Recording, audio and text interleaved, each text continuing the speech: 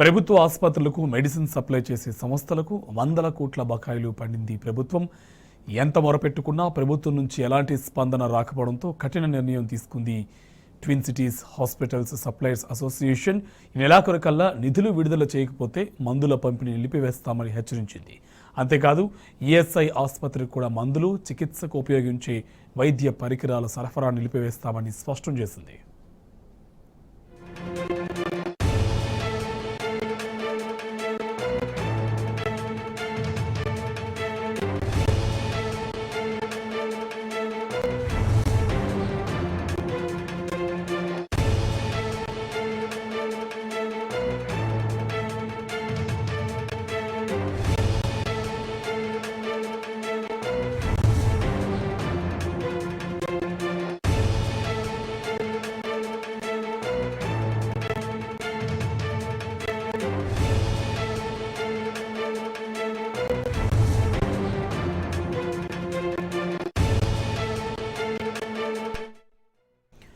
రోగులకు ఇబ్బందులు కలిగించే ఉద్దేశం తమకు లేకపోయినప్పటికీ ఆర్థిక వనరుల లేమితో మందులు సరఫరా చేయలేని దుస్థితికి నెలకొందంటున్నారు అసోసియేషన్ సభ్యులు.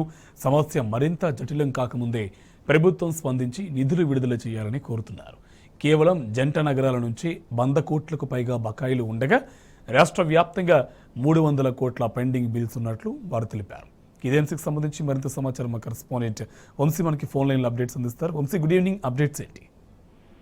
ప్రజెంట్ ఏదైతే తెలంగాణ రాష్ట్రంలో ప్రభుత్వ ఆసుపత్రులకు సప్లై చేసే మెడిసిన్స్ కి సంబంధించిన ఏజెన్సీలు రాష్ట్ర ప్రభుత్వానికి హెచ్చరికలు ఇవ్వడం జరిగింది. ప్రధానంగా రాష్ట్ర ప్రభుత్వానికి ఏదైతే ప్రభుత్వ ఆసుపత్రులకు సంబంధించి మెడిసిన్స్ కి సంబంధించి గత కొన్ని రోజుల నుంచి కూడా కొన్ని నెలల నుంచి కూడా బకాయిలు పెండింగ్ లో ఉన్నటువంటి పరిస్థితి కూడా మనం చూస్తా ఉన్నాము. దాదాపుగా ఓవరాల్ గా టీఎస్ఎంఐడిసి కింద 300 కోట్లు బకాయిలు ఉండగా అందులో కేవలం ట్విన్ సిటీస్ లోనే దాదాపుగా 100 కోట్లు ఉన్నాయని కూడా అటు twin cities hospital suppliers association వారు వెల్లడించినటువంటి పరిస్థితి కూడా మనం చూస్తా ఉన్నాము. ప్రధానంగా హైదరాబాద్ నగరంలోని గాంధీ ఆసుపత్రి, ఉస్మానియా, నిమ్స్, నీలుపర్లతో పాటుగా రాష్ట్ర వ్యాప్తంగా కూడా అనేక ప్రభుత్వ ఆసుపత్రులకు, దాంతో పాటుగా కార్మికుల కోసం నిర్వహిస్తున్నటువంటి ఈఎస్ఐసి ఆసుపత్రులకు కూడా మందులను సప్లై చేస్తా ఉన్నారు. దాంతో పాటుగా రోగులకు అవసరమైనటువంటి వైద్య పరికరాలను కూడా సరఫరా చేసినటువంటి పరిస్థితి కూడా మనం చూస్తా ఉన్నాము.